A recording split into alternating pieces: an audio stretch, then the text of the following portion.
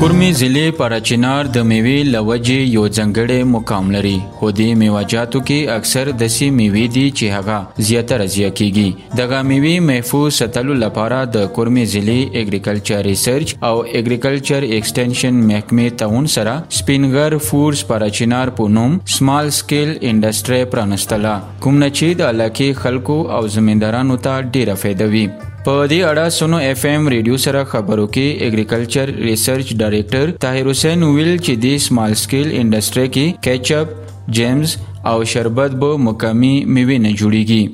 مطلب موږ سره کوم فود او کوم دغه ځای کېدو هغه نه مطلب دا څه ویلیو ایډډ پروډکټس به تیاریږي دلته، لکه شربت دی یا جوس دی یا مثلا داسې مربا دی یا دی مطلب کینډیز وغیره دی دغه سره لکه تیارېدلی شي. او لکه زمیندارانو دپاره دا یو ډېر زه خو داسې وایم چې ډېر ښه یو د خوشحالۍ خبره ده چې هغوی ته یو لکه د ګاټې یو دغه جوړ شولو دلته، چونکې خلکو سره زمیندارانو سره به ټماټر و یا میوې به وي هغه کومې ضایع کېدلې نو هغه به اوس ضایع کېږي نه، او زمیندارانو دپاره به یو مطلب یو ښه دغه وي چې هغوی دوی به دلته مطلب دا پروډکټس ته نه تیاروي.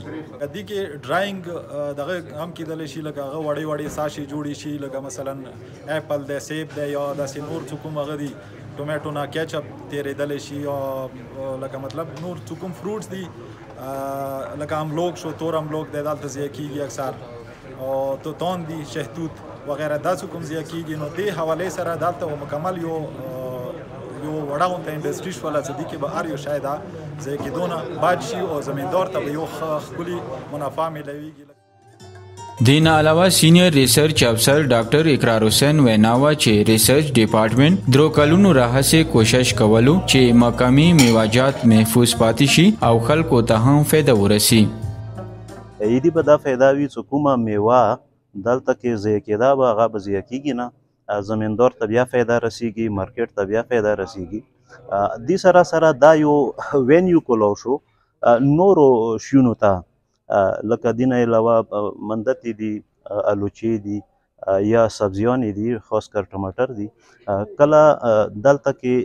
لوکل میوې راورسیږي یا سبزۍ راورسیږي نو قیمتونه ډېر ډاون شي، نو هغه وخت کې زمیندار کولی شي چې دوی نه دا پروډکټ جوړ کړي، نو زمیندار ته بیا فایده رسیږي، مارکیټ کې به خلکو ته فایده رسیږي، او چې چا انډسټري لګولی دی